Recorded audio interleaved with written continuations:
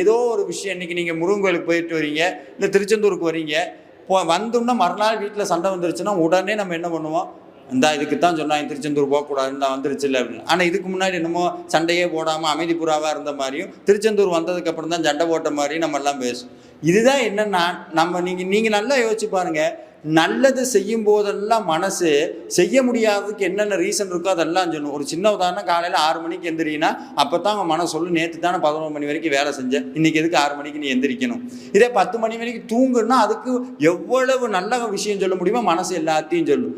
ஒரே ஒரு விஷயம் தாங்க, உலகத்தில் ஜெயிக்க முடியாத ஒரு விஷயம் இருக்குன்னா அது நம்மளை ஜெயிக்கிறது.